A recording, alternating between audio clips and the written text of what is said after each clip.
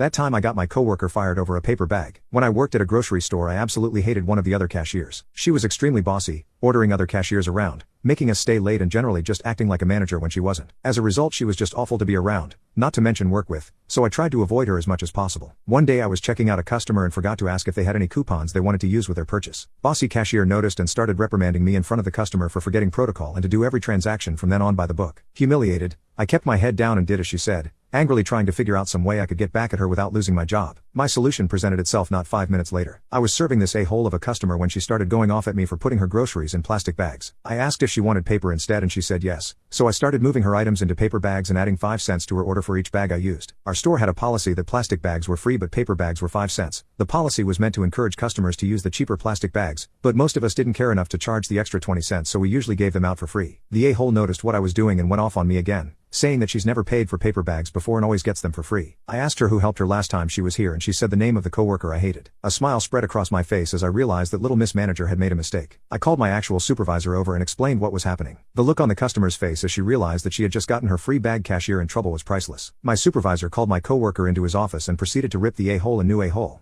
before firing her on the spot. Several of the other store employees had been complaining about her, and the facts that she had publicly humiliated me and had been ignoring store policy were the final straw. I'm not sure what happened to her after, but I will always be proud of little 17-year-old me for being so petty. I've been chasing that high ever since.